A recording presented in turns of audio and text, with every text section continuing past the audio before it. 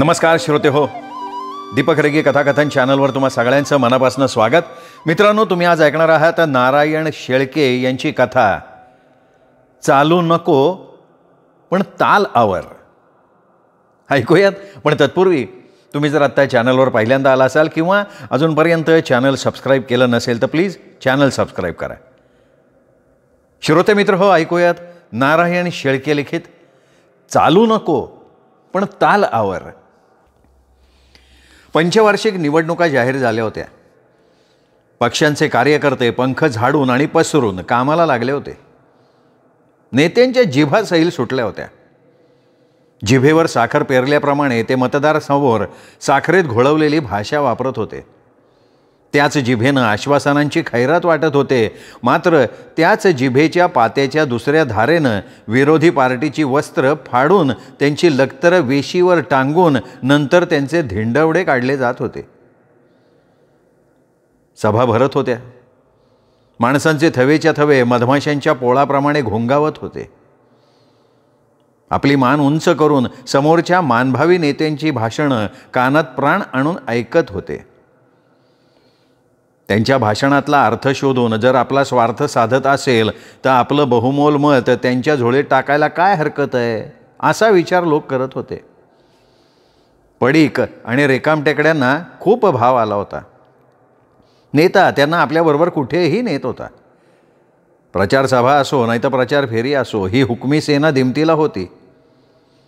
ज्याचे खावे पाववडे त्याचे गावे पोवाडे या म्हणीप्रमाणे ही सेना दाणा गोट्यावर राबत होती. पैसा पाण्यासारखा खर्च होत होता.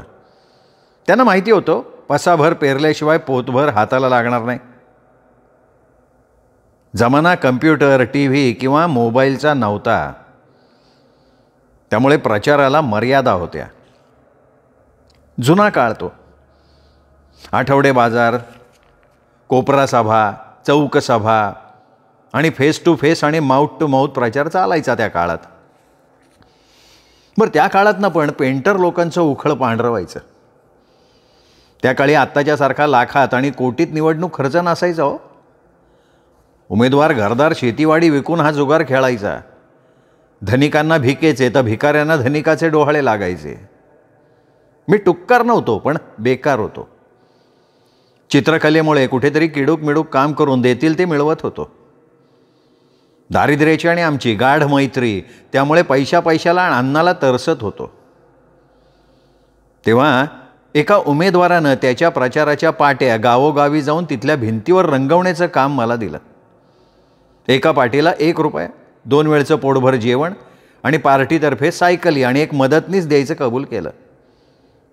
पण तो मदतनीस मी शोधावा असं ठरलं. खूप जुना काळ तो. सगळीकडे कच्चे रस्ते, लाईटचा पत्ता नाही. उन्हाळ्याचे दिवस आणि सगळीकडे वादळ आणि धुळीचा लोट हेच दृश्य दिसत होतं. माझा मित्र बबन बारटक्के याला मला निवडणुकीचं काम मिळालंय हे कळलं. नुकतीच मॅट्रिकची परीक्षा दिली होती. निकाल लागायचा होता. तसा तो घरचा सुख वस्तू. जाता येता खाऊन खाऊन वेळ जात नव्हता. तर त्याला लहर आली की आपणही काहीतरी काम करावेत, पैसे मिळवावेत, तेवढाच पॉकेट मनी. हा विचार डोक्यात घुसल्यामुळे तो माझ्याकडे आला आणि मला म्हणाला, शिवराम, तुला निवडणूक प्रचाराच्या पाट्या रंगवायचं काम मिळालंय ना, त्याबद्दल तुझं अभिनंदन बरं का. अरे, अभिनंदन करण्यासारखं काय आहे? त्यांना कोणी मिळत नव्हतं. माझा झालाय बळीचा बाकरा. तुझ्यासारखं आयतं खाणं आमच्या नशिबी नाही रे. तेव्हा म्हटलं आपल्याला खायला पाहिजे, मग काम करायला पाहिजे, म्हणून मी काम स्वीकारलं. मी त्याला सत्य परिस्थिती कथन केली. हे बघ शिवराम, मी तुला मदत करायला एका पायावर तयार आहे. काय, आता मी सायकलसुद्धा चालवायला शिकलो आहे. एरवी कधी न बोलणारा बबन मला आजीजीनं विचारत होता. पण मी त्याला स्पष्ट कल्पना देऊन टाकली. म्हटलं, हे बघ बबन, हे काम तसं कष्टाचं आहे. उन्हातानात गावोगावी फिरावं लागणार आहे. तुला नाही कष्टांची सवय. तू म्हणजे कुंडीतला गुलाब आहेस. आमच्यासारखं माळ रानावरचं बोरी बाबळीसारखं तुझं जीवन नाही. तुला हे काम झेपणार नाही, हे माझं नक्की मत आहे. ते बघ, मला काहीतरी सबबी सांगू नको. तू काय मला अगदी हा समजू नको रे. अर्थात मला काम द्यायचं नाही असं तू ठरवलं असेल तर गोष्ट वेगळी. बबन नाराजीच्या स्वरात म्हणाला, हे बघ बबन, आधी स्पष्ट कल्पना दिलेली बरी म्हणून मी तुला हे सांगितलंय. नंतर कटकट नको हा त्यामागचा हेतू. बबन आईवडिलांचा एकुलता एक मुलगा. वडील सरकारी नोकर, घरची थोडी शेतीवाडी, त्यामुळे परिस्थिती चांगली. गोरागोमटा गुडगुटीत लाडात वाढलेला. म्हटलं ह्याला नाही कष्टाची सवय, याला जमेल कसं काम. पण त्यांनी धरला हट्ट. म्हटलं चला नेऊ याला बरोबर. कदाचित दिसतं तसं नसतं, याला कदाचित हे काम जमेल सुद्धा. म्हणून मी बबनला म्हणालो की ठीक आहे, उद्या सकाळी आईवडिलांना सांगून 6 वाजेपर्यंत आलास तरी चालेल. मी असं म्हटल्यावर बबनच्या चेहऱ्यावर पाणी मारल्यासारखी टवटवी आली. Thank you Shivram, very very thank you बरं का. असं म्हणून सकाळी लवकर यायचं आश्वासन देऊन तो खुशीत निघून गेला. मी भाड्याच्या 2 सायकली, चुना, नीळ आणि काव आणून भिजवून ठेवला. दुसऱ्या दिवशी सकाळी 5:30 वाजता बबन दारात हजर. मी त्याच्याकडे बघत राहिलो. स्वच्छ स्नान करून अंगावर नवे कपडे घातलेले, तोंडावर पावडरचा बोळा फिरवून कपाळावर गंध लावलेलं, डोक्याला तेल लावून त्याचा वाकडा पाडलेला भांग, त्यातून डोक्यावर उगवलेला फुगा चमकत होता. हातामध्ये विणलेली पिशवी, त्यात चमकणारा स्टीलचा 3 पोडाचा डबा, खांद्यावर अडकवलेली वॉटर बॅग. फक्त बॅटबॉल आणि पत्त्याचा कॅट तेवढा दिसत नव्हता. जसं काही बबन पिकनिकला निघालाय असं बघणाऱ्याला वाटलं असतं. त्याच्या चेहऱ्यावर उत्साह ओसंडून वाहत होता. आपल्याला दिवसभर रंगात रंगायचं हे बहुतेक विसरला असावा असं वाटत होतं. त्याचबरोबर आपण स्वीकारलेलं कार्य सिद्धीला न्यायला बबन समर्थ आहे का नाही अशी शंका माझ्या मनाला चाटून गेली. पण म्हटलं चलो, जो होगा देखा जाएगा. नाहीतरी मी ऐनवेळेला आता कोणाला उभा करणार होतो. नंतर मी बबनला कामाची रूपरेषा समजावून सांगितली. म्हटलं हे बघ बबन, प्रत्येक गावी म्हणजे खेड्यात आपल्याला जावं लागेल. ग्रामपंचायत, चावडी, शाळा, जिथे प्लेन भिंत असेल त्यावर चुन्याचा रंग देऊन एक चौकोन करावा लागेल. चौकोन उंचावर पाहिजे, पण आपल्याकडे शिडी असणार नाही. तेव्हा शिडी गावात मिळाली तर ठीक, नाही तर सायकल भिंतीला लावून त्यावर चढून रंगवावं लागेल. अर्थात हे काम तू करायचं. नंतर त्याच्यावर मी निळ्या आणि कावेच्या रंगानं पक्ष, उमेदवाराचं नाव आणि त्याची खुणेपुढे मताची फुली मारून यांना प्रचंड बहुमतानं निवडून द्या असं लिहिणार. म्हणजे आपली पाटी तयार झाली. अशा जेवढ्या होतील तेवढ्या पाट्या रंगवण्यासाठी आपल्याला जास्तीत जास्त फिरावं लागेल. तेव्हा पहिल्यांदा आपण शेवगाव बोधेगाव रोडच्या कडेची गावं घेऊ. मी त्याला माहिती सांगितली. अरे शिवराम, त्याची तू कशाला काळजी करतोस? आहे ना, मी आहे ना. संध्याकाळपर्यंत आपण बोधेगाव रोडच्या कडेची सगळी गावं पालथी पाडू. बबन छातीवर हात ठेवून म्हणाला. बबनला ते चिंचा बोरं पाडाव्या एवढं सोपं वाटलं असावं कदाचित. मी रात्रीच भाड्याच्या 2 सायकली आणून ठेवल्या होत्या. त्यातली एक त्याला दिली, एक मी घेतली. त्याच्या सायकलला चुन्याचा डबा, पावडरची पिशवी आणि रंग द्यायचा कुंचा अडकवला आणि माझ्या सायकलला नीळ आणि कावचा डबा अडकवला. जेवणाच्या डब्याच्या पिशव्या बरोबर होत्या. याप्रमाणे आमची वरात बोधेगाव रस्त्याला लागली. वेळ सकाळची होती, हवेत गारठा होता, वातावरण प्रसन्न होतं. त्यामुळे उत्साहाच्या भरात सायकली दामटत 7 मैलावरच्या राक्षी या गावी आम्ही पोहोचलो. तासाभरात पहिली पाटी रंगून झाली. पण 7 मैलातच बबनच्या चेहऱ्यावर थकवा जाणवत होता. लाल झालेला चेहरा आणि कपाळावरचा घाम यामुळे ते जाणवत होतं. काय बबन, दमला वाटतं? मी त्याला विचारलं. अरे दमतोय कुठला, मी काय तेवढा लेचा बेसा नाही बरं का. चष्म्यावर उडालेले चुन्याचे ठपके रुमालानं पुसत बबन म्हणाला. मग फार छान, ठीक आहे, पुढे निघूयात आपण. आता पुढचा स्टॉप कुठे? आता काय 8 मैलावरचं चापडगाव. का, मधल्या गावांना पाट्या रंगवायच्या नाहीत का रे? अरे मध्ये दुसरं गावच नाही आहे, तेव्हा पाट्या रंगवण्याचा प्रश्नच नाही ना. पुन्हा 8 मैलांची रपेट ऐकून बबन हादरला. पण वरकरणी 8 मैल म्हणजे की याडकी पत्ती असं भासवत होता. आम्ही चापडगावच्या दिशेनं सायकली सोडल्या. मात्र बबनच्या सायकलचा वेग मंदावला होता. साहजिक होतं की नुकतीच सायकल शिकलेला, इतक्या लांबचा पहिला प्रवास, पायांना गोळे येणं स्वाभाविक आहे. पण बबन माघार घ्यायला तयार नव्हता. मला त्याच्याबरोबर त्याच्या वेगाला जाणं भाग होतं, नाही तर तो जास्त थकला असता. शेवटी 10 वाजता आम्ही चापडगावला पोचलो. बबन सायकलवरनं उतरताना कोलमडलाच. त्याला मी वेळीच हात दिला, नाही तर तो सायकल सकट रस्त्यावर आडवा झाला असता आणि चुन्याचा डबा रस्त्यावर पालथा पाडला असता आणि तोच चुना मनगटावर घालून बोंबलत बसायला लागला असतं. अरे बबन, जरा सावकाश, पडला असतास की रे, कुठं लागलं बिगलं नाही ना? जे कुठं काय अरे पॅन्डलमध्ये चप्पल अडकली, नाही तर पडलो नसतो बरं का मी. हातात सायकल नसताना सुद्धा बबन झोकांड्या खात म्हणाला, हे बघ बबन, आता तू विश्रांती घे, तू दमलायस. मी भिंतीला चुना लावतो, पाट्यासुद्धा मीच रंगवतो. बबननं मूक संमती दिली. त्याप्रमाणे गावातल्या 2 मोक्याच्या ठिकाणी भिंतीवर चुना लावून मी 2 प्रचार फलक रंगवून टाकले. गारुड्याचा खेळ बघावा तसे लोक गर्दी करून माझं रंगकाम बघत होते, चर्चा करत होते. त्यातला एक जण म्हणाला, अरे आम्हाला वाटलं तुम्ही बैलजोडीवाले असाल राव, तुम्ही तर चक्क सायकल काढली इथं. काय राव, आधी नाही वेळ सांगायचं, अरे पाटील घेऊनच दिली नसती तुम्हाला. मी एक ठोकून दिली. म्हटलं, पाहुणं, बैलजोडीच्या पाट्यासुद्धा मीच रंगवणार आहे. ह्या झाल्या ना की नंतर त्या. असं आहे का? मग हरकत नाही. पण बैलजोडीच्या पाट्या झॅक व्हायला पाहिलं बरं का. तो माणूस मला म्हणाला. मी बबनजवळ आलो. बबन झोपला होता. आता बोधेगाव फक्त 5 मैल राहिलं होतं. बोधेगाव हे मोठं गाव, व्यापारी पेठ. तिथे किमान 3-4 बोर्ड तरी रंगवावे लागणार होते. आणि इकडे बबन 15 मैलात आडवा झाला होता. त्याच्या आत्ताच्या स्थितीवरून 5 मैल जाऊन पुन्हा 20 मैल परत येणं दिव्य वाटत होतं. बोधेगावला जाणं क्रमप्राप्त होतं, नाही तर उद्या पुन्हा 20 मैलाची रपेट करावी लागणार होती. तेव्हा कसंही करून बबनला बोधेगावला नेणं क्रमप्राप्त होतं. तेव्हा बबनला हलवून जागा करत मी म्हणलो, चला बबनराव, चला, आता आपण बोधेगावला जाऊ, तिथंच जेवू आणि विश्रांती घेऊ आणि मग आपण तिथेच कामाला लागू. शिवराम, मला वाटतं आपण इथेच जेवलो तर. बबन आवंडा गिळत म्हणाला, अरे आपण इथे जेवलो ना तर पुढे आपल्याला चालवणार नाही, सुस्ती येईल, पुढचं कामही होणार नाही आणि घरी जायला उशीर होईल. मी त्याला समजावत म्हणालो, बरं चल बाबा. जड अंतःकरणानं जड झालेला बबन म्हणाला, उठला. रावणानं शिवधनुष्य उचलावं तशी त्याने सायकल उचलली आणि क्षणात बबन खाली आणि त्याच्या छातीवर सायकल कोसळली.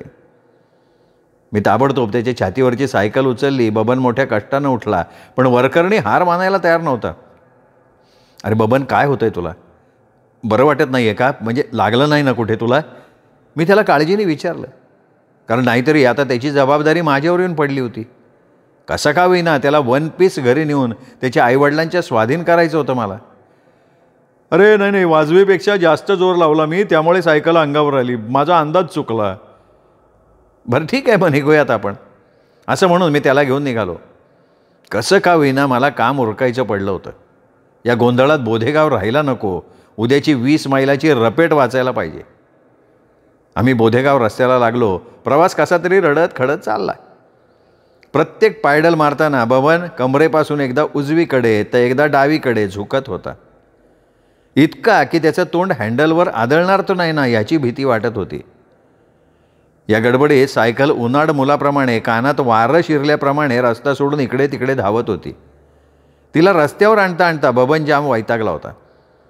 त्या दिवशी नेमका बोधेगावचा आठवडे बाजार होता, त्यामुळे रस्त्यावर माणसांची, जनावरांची, बैलगाड्यांची रहदारी सुरू होती. त्या गर्दीत बबन कसरत करत चालला होता. हातानं हँडल फिरवण्याऐवजी हँडलच हाताला फिरवत होतं. बबनला रस्त्यावरची वाहनं, माणसं चुकवावी लागत नव्हती, तर जाणारी येणारी माणसं आणि वाहनं बबनला चुकवत होती आणि बबनच्या या कौशल्याला शिव्या देऊन दाद देत होती. अरे साला, सायकल चालवता येत नाही तर चालवतोय कशाला? एवढे हौस आहे तर घराच्या अंगणात 3 चाकी खेळ, सायकल खेळ की. अरे पाहुणे, काय रस्ता काय तुझ्या बापाचा आहे? हा, नीट चालू की पायसिकल. मला तर वाटतं ना याने रस्त्यात कुठेतरी झोकलेली दिसती, त्याच्याशिवाय एवढा झोकाण्या नाही खाणार येऊ. जाणारा येणारा प्रत्येकजण शिव्या घालत होता. बबन शिव्या खात गोत्यात येत चालला होता. मात्र एखाद्याला धक्का किंवा खरचटल्याशिवाय त्याने मोठा प्रताप केला नाही. मी त्याला वारंवार सांगत होतो, सायकल काळजीपूर्वक चालव अशी सूचना देत होतो आणि त्याप्रमाणे त्याची पराकाष्ठा चालू होती. गाव जवळ आलं, सायकली उतारायला लागल्या. पाय मारण्याचा प्रश्नच नव्हता ना, आता उतार होता. फक्त ब्रेक आणि हँडल ताब्यात ठेवणं बबनला जमण्यासारखं होतं. आता तर त्याची सायकल माझ्याही पुढे निघाली. ती 50-60 फूट पुढे गेली असेल नसेल तोच रस्त्यावर गालका झाला. समोरून बाजाराट करून येणाऱ्या 3 बायका बबनला चुकवत होत्या, बबन त्यांना चुकवत होता. शेवटी त्या बायका रस्त्याच्या कडेला पळायला लागल्या आणि बबनच्या सायकलचा हँडल न जुमानता बायकांच्या दिशेला नेम धरून वळायला लागलं. बबन घाबरला होता, बायका बिथरल्या होत्या. बबन ओ बाई करून ओरडायला लागला. तर त्या बायांपैकी जिच्या अंगावर सायकल चालून जात होती ती अगं ए बाबा करून ओरडायला लागली. शेवटी जे व्हायला नको तेच झालं. बबन सायकल सकट त्या बाईच्या अंगावर जाऊन आदळला. सायकल, बबन आणि ती बाई तिघंही रस्त्याच्या खाली कोसळले. त्यांच्या अंगावर चुन्याचा डबा पालथा झाला आणि काही समजण्याच्या आत ती रागानं लाल व्हायच्याऐवजी पांढरी फट्टक पडली. बबन भीतीनं काळा पडायच्याऐवजी पांढरा फट्टक पडला. त्याच्या डोळ्याचा चष्मा उडाला, एका बाजूला जाऊन पडला. तो फुटला नसला तर बबनचे डोकं फुटायची लक्षणं दिसायला लागली. त्या बाईच्या डोक्यावरच्या गाठोड्यातले कांदे, बटाटे, वांगी रस्त्यावर वाट फुटेल तिकडे सैरावैरा धावायला लागली. तिच्याबरोबरच्या 2 बायकांनी बबनला धरलं, त्याच्यावर शिव्यांचा अभिषेक सुरू केला, त्याला चपलांनी ओवाळलं, त्याच्या तोंडासमोर हात नाचवले. पण बबनच्या डोळ्याला चष्मा नव्हता, त्यामुळे त्या कृतीमागचा त्याला अर्थबोधच होत नव्हता. मी हे डोळं फुटलं काय तुझं? घरात आई बहीण आहे का नाही तुझ्या? तरी बरं द्वाडाला ढापण आहे बरं का. काय बघती काय तू? सडक्यू चपलं ना चांगला, त्या बिगर त्याची खोड मोडायची नाही मिळाल्याची. या अचानक उद्भवलेल्या प्रसंगामुळे बबन पायापासून हादरला.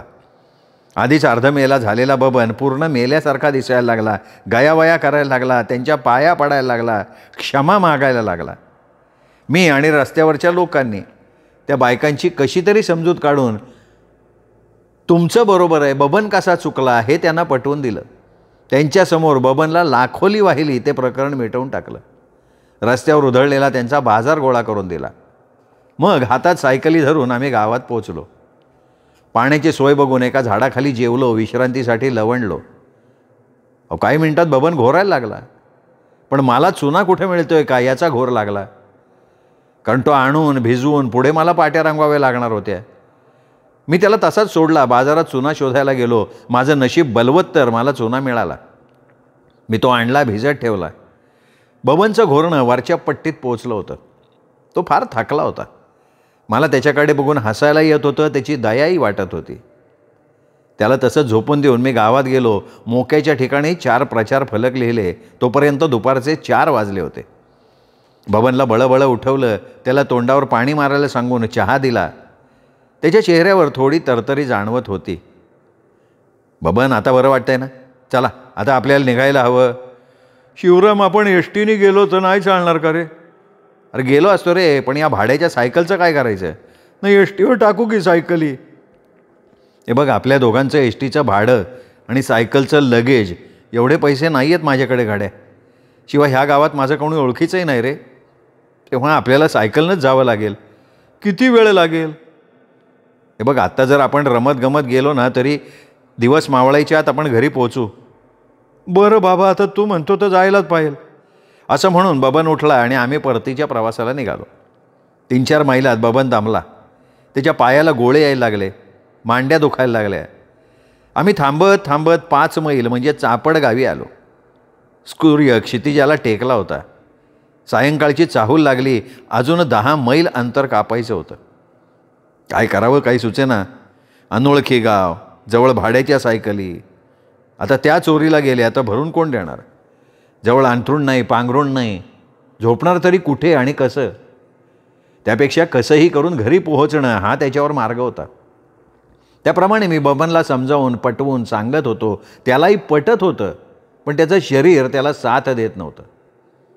मला एक कल्पना सुचली. मी एका किराणा दुकानातनं काथ्याची दोरी विकत आणली. ती 3-4 पदरी करून माझ्या सायकलच्या सीट खाली आणि त्याच्या सायकलच्या हँडलच्या खाली बांधली. ज्याप्रमाणे बंद मोटार किंवा कार ओढून नेतात ना, त्याप्रमाणे मी त्याच्या सकट त्याची सायकल ओढून न्यावी म्हणून हा उद्योग केला. बबन, आता तू तुझ्या सायकलवर आरामशीर बसायचं, हँडल नीट पकडून माझ्या मागे यायचं. जमेल ना? बघतो, प्रयत्न करतो, बबन उसासा टाकत म्हणाला. आम्ही दोघं सायकलवर बसलो. मी पुढे, तो मागे, अशी सर्कस रस्त्यावर सुरू झाली. जाणारे येणारे हा अभिनव प्रयोग कौतुकानं बघत होते, पण ते काही फार काळ टिकलं नाही. मी रस्त्याच्या एका बाजूला तर बबन रस्त्याच्या दुसऱ्या बाजूला आणि मध्ये आडवा दोर. यामुळे समोरून येणारी माणसं त्यात अडकायची भीती. आणि झालं की तसंच. समोरून गाई म्हशीचा कळप येत होता आणि आम्ही एका बाजूला व्हायच्या आत म्हैस आमच्यामध्ये घुसली. मी आणि बबन दोघंही सायकल सकट खाली कोसळलो. म्हशीच्या शिंगात दोर अडकला, ती उधळली. आमच्या दोघांची फरफट सुरू झाली. कपडे फाटले, पायाला खरचटलं, गुडघे फुटले. त्यात बबनला कंठ फुटला आणि तो ओरडायला लागला. गुराखी आणि रस्त्यावरच्या इतर माणसांनी आमची सुटका केली. अरे भोसडीच्यानो, रस्त्यावर कसले घेळके हात रे, काय मारायचे काय? एवढे मोठे घोडे झाले आणि वागताय गाढवासारखं आहे, लाजा वाटेल पाहिजे तुम्हाला. रस्त्यावरचा झुपकेदार मिशावाला आमच्या अंगावर धावून आला. आता त्याला काय सांगणार की हा खेळ नाही आहे, हा घोळ आहे, तो तर आम्हालाच निस्तरायला पाहिजे. शेवटी तो दोर सोडावा लागला. इकडे बबन झालेल्या जखमांमुळे आणि मुकामार लागल्यामुळे मुकाट्यानं सहन करायची ऐवजी आलाप घेऊन कुरवाळत बसला होता. माझी तीच अवस्था होती, पण मला रडायची सोय नव्हती. कुठून दुर्बुद्धी झाली आणि ही दोर बांधायची आयडिया मला सुचली. त्यापेक्षा झाडाच्या फांदीला आणि आपल्या गळ्याला बांधली असती तर ह्यातनं सुटलो असतो, अशी एक दुष्ट कल्पना मनात येऊन गेली. पण झाल्या प्रकारानं बबन जास्त खचला. आता तो आई ग मेलो मी असं ओरडायला लागला. बबन रडू नको रे, आता आपण सायकलीवर न बसता त्या हातात धरून चालत राहू, म्हणजे ताप नाही, शिवाय त्या सायकलचा तुला चालताना आधारही होईल. मग आम्ही पदयात्रा चालू केली. चालता चालता त्याचं कणणं कुथणं चालू होतं. थोडं चाललं की तो सायकल सोडून देत असे आणि बसत किंवा खुंटत असे. मला त्याची विनवणी मंधरणी करायला लागायला लागली. सूर्य मावळला, अंधारानं पाय पसरायला सुरुवात केली. बबन झालं हे बघ, आता थोडं चालायचं आहे, लवकर आपण आपल्या गावात पोहोचू. जरा पाय उचलायला हवा, घरी आपली वाट बघत असतील. घरी गेल्यावर आईच्या हातचं गरम गरम जेवायचं ताणून द्यायचे. उद्या दुपारी 12लाच उठायचं. कशी काय वाटली आयडिया? हां, रडतो कसला, हास की. पण बबनच्या चेहऱ्यावर ढिम्म परिणाम नाही. तरी त्याला आश्वासन, आशा, आमिष दाखवायचं माझं काम चालूच होतं. रडत खडत आम्ही शेवगापासनं 4 मैलांवर आलो होतो. आता रात्रीचे 9 वाजायला आले. काळोखामुळे आजूबाजूला काही दिसत नव्हतं. रातकिड्यांचा किर्र आवाज कानात घुमत होता. मध्येच कुठेतरी कुत्रं भुंकण्याचा आवाज येत होता. त्यावरून तिथे वस्ती असल्याचा एक अंदाज आला. लांबवर जंगलात कुठेतरी दिवा चमकायचा, पण चालताना दिशा बदलली की तो दिवा नाहीसा व्हायचा. रस्त्यावर चिटपाखरू नाही, सगळीकडे भयान शांतता. त्यात बबनचं ओरडणं शांतता चिरत जायचं. पण आता त्याच्या ओरडण्याचं रूपांतर रडण्यात झालं आणि ते हंबरड्यात जाऊन पोचलं. अरे देवा, रामा जगदंबे, मला वाचीव, आता काही जगत नाही, यातून मला सोडो, असह्य झालंय. बबनचा आवाज 10 दिशांना घुमत होता. त्याच्या आवाजाला आता दाक्षिणात्य शास्त्रीय संगीताची धार चढली होती. तो आता चालायला किंवा हालायला तयार नव्हता. आणि चालायला लागला तर 1.5 वर्षाचं मूल जसं चालतं तसं 2 पावलं की बद्धकन पाडायचा, पुन्हा उठायचं की पुन्हा पाडायचं, असं सुरू झालं. तरीही गुळगुळीत नाणं चालवण्याचा प्रयत्न केल्याप्रमाणे मी त्याला चालवण्याची पराकाष्ठा करत होतो. आता तो कासवाच्या गतीवरून मुंगीच्या गतीवर आला. दोन्ही सायकली माझ्याकडे, सगळं सामान माझ्याकडे. त्याच्याकडे त्याच्या शरीराशिवाय दुसरं काहीच नाही. दुसरी सायकल नसती ना तर मी त्याच्या शरीराचं गाठोडं माझ्या सायकलवर आडवं टाकलं असतं आणि यवाना गाव गाठलं असतं. पण आत्ता ते शक्य नव्हतं. तो सारखा पाडायला लागला, पडला की रडायला लागला. माझाही धीर खचत चालला होता. मलाही आता त्याच्या आवाजात आपला आवाज मिसळून मनसोक्त रडावं असं वाटायला लागलं. पण मी मोह आवरला. मला मनापासून वाटत होतं की तो ज्या देवांचा धावा करतोय त्यातल्या एका तरी देवानं किंवा देवीनं समोर साक्षात प्रकट व्हावं आणि आम्हाला यातून सोडवावं. त्याला पाठीवर घ्यावा विचार केला तर त्याच्या सायकलचं काय करायचं हा प्रश्न पडायला लागला. निदान त्याने परमेश्वराने मला 4 हात द्यावेत म्हणजे दोन्ही प्रश्न मिटले असते. आता रात्रीचे 11 वाजायला आले असावेत म्हणायचं कारण आमच्या दोघांच्या हातात घड्याळच नव्हतं. आणि असतं तरी या काळोखात आम्ही ते पाहू शकलो नसतो. आता दुसऱ्या एका भीतीनं मला घेरलं. बबन गळा काढून रडतोय. त्याच्या आवाजानं परिसर भरून वातावरण भीतीदायक झालेलं आहे. जर जवळपास कुठे वस्तीवर याचा आवाज पोचला तर तिथले लोक बबनला कुणीतरी मारहाण करून लुटतायत आणि बबन जीवाच्या आकांतानं नको नको, मेलो मेलो, मला सोडवा असं ओरडतोय असा त्यांचा समज झाला असता ते लाठ्या काठ्या घेऊन आले असते. आणि मला चोर समजले तर माझी अवस्था बबनपेक्षा बिकट व्हायची. म्हणून मी त्याला पोट तिडकीनं कळवळून सांगत होतो की बाबा, अरे चालू नको पण तोंडावर. नाही तर मला तुझ्या तोंडात बोळा कोंबावा लागेल. आता आम्ही 3 मैलांवर आलो असू. रात्रीचे 12 वाजत आलेले असावेत. इतक्यात रस्त्याकडेच्या काळोखातनं एक पांढरी आकृती आकार घेत घेत आमच्या दिशेनं येताना दिसली. आम्ही आता भ्यायच्या सुद्धा मनस्थितीत नव्हतो. आता आम्हाला भूताचा सुद्धा आधार हवा होता. ती व्यक्ती आमच्या जवळ आली. त्यांनी आमची विचारपूस केली. आवाज ओळखीचा वाटला. मी तात्काळ ओळखलं की हा आवाज माधव मामाचा आहे, कारण आम्ही त्याच्या शेताजवळ पोहोचलो होतो. मी तात्काळ दोन्ही सायकली धाडकन सोडून दिल्या. मामाच्या गळ्याला मिठी मारली. धाय मोकलून रडायला लागलो. आता बबन माझी समजूत काढत होता आणि मला धीर देत होता. मित्रांनो, कशी वाटली शेळके सरांची कथा? चालू नको पण ताल आवर. कथा आवडली असेल हा व्हिडिओ लाईक करा, मित्रपरिवारात नातेवाईकात शेअर करा आणि हो चॅनल सबस्क्राईब करायचं राहिलं असेल तर प्लीज चॅनल सबस्क्राईब करा. पुन्हा भेटूयात वेगळ्या लेखकाच्या वेगळ्या छान कथेसह पुन्हा एकदा. तोपर्यंत नमस्कार मित्र.